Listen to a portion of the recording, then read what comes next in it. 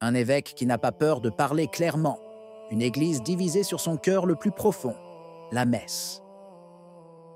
Dans une interview exclusive diffusée par Gloria TV, l'archevêque Schneider dénonce le risque d'une fracture historique et lance un appel direct à Léon XIV, déclarant son désir de le rencontrer en personne pour défendre la liturgie de tous les temps.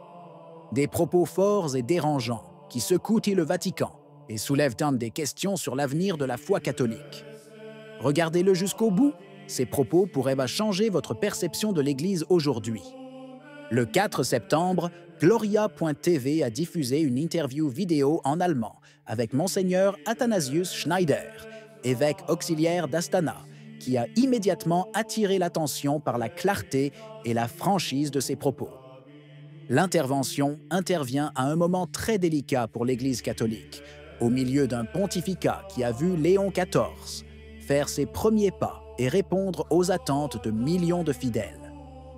Il ne s'agit pas d'une conversation privée ou académique, mais d'une déclaration publique qui prend la forme d'un rappel urgent de la mémoire de l'Église et de la responsabilité des pasteurs. Schneider ne se livre pas à des tons diplomatiques, mais se place dans la lignée de la tradition, proposant une réflexion qui questionne l'orientation dominante.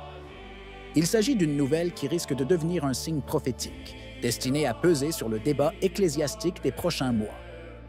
Pour Monseigneur Schneider, la liberté du rite romain classique n'est pas un privilège à accorder ou à révoquer, mais une question de justice élémentaire. L'Église ne peut pas se permettre une fracture si profonde qu'elle interdise ce qu'elle a elle-même sauvegardé, valorisé et recommandé pendant plus d'un millénaire. Il n'est pas correct de réduire la liturgie traditionnelle au nom de messe tridentine, comme s'il s'agissait d'une nouvelle création du Concile de Trente.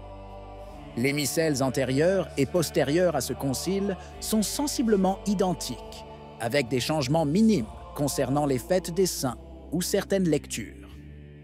L'exemple d'Innocent III, qui déjà au XIIe siècle écrivit un célèbre commentaire sur l'ordinaire de la messe, confirme la continuité millénaire d'une liturgie qui ne naît pas d'un laboratoire, mais du cœur même de l'Église. Questionner cette forme, c'est questionner la mémoire vivante de la foi catholique. C'est pourquoi Schneider ne parle pas de manière abstraite, mais avec le désir explicite de s'adresser directement à Léon XIV pour souligner la gravité du moment et la nécessité de défendre un trésor qui n'appartient pas à des courants individuels, mais à toute l'Église universelle. Selon Schneider, si la liturgie se limite aux formes établies par le pape François, elle finit inévitablement par apparaître suspecte, presque comme si elle était porteuse d'un défaut caché ou d'un vice intrinsèque.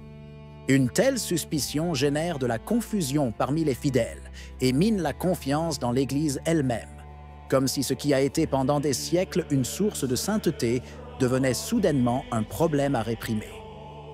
C'est pourquoi Schneider insiste sur l'importance pour les cardinaux et les évêques d'avoir le courage de porter cette préoccupation directement au pape, sans crainte ni calcul politique.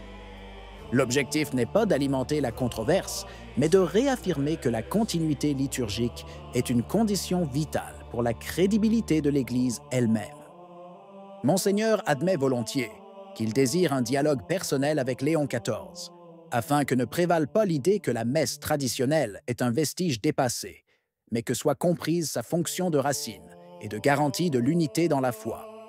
Le début du pontificat de Léon XIV, observe Schneider, a laissé une impression positive grâce à des gestes petits mais significatifs.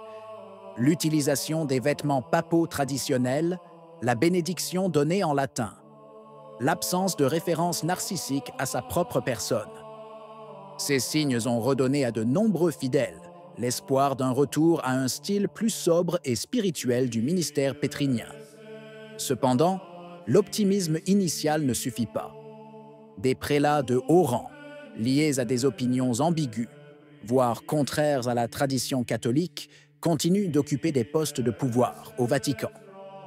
Pour Schneider, le véritable défi du pape n'est pas tant symbolique, mais concret. Choisir ses collaborateurs avec prudence et scrupule. Les décisions relatives au personnel, des postes curiaux aux nominations épiscopales jusqu'à la création de cardinaux, sont les points décisifs qui détermineront l'orientation de l'Église dans les années à venir. En particulier, les cardinaux nommés par Léon XIV seront un jour appelés à élire son successeur. De ces choix dépendra non seulement le présent, mais l'avenir même du catholicisme. Schneider n'épargne pas la critique de la réforme liturgique de Paul VI, qui, selon lui, a fini par accepter certains points centraux de la vision de Martin Luther. La nouvelle messe, explique-t-il, a une structure trop flexible, qui laisse aux prêtres une marge de choix excessive, générant de fait une multiplicité de formes et ouvrant la porte à des abus continus.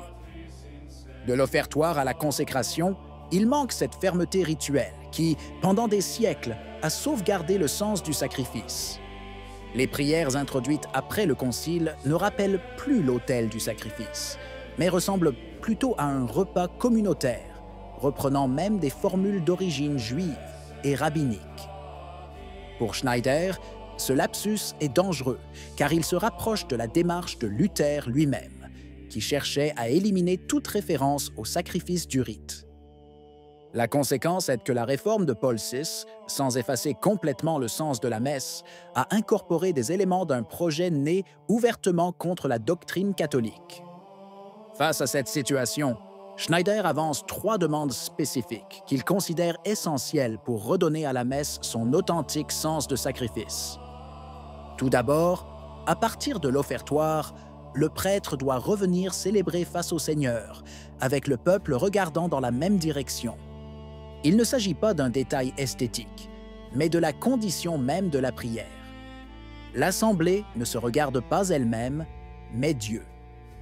Deuxièmement, la prière eucharistique doit être réduite à un seul canon, le canon romain, car le mot « canon » indique la règle universelle selon laquelle l'Église a toujours prié.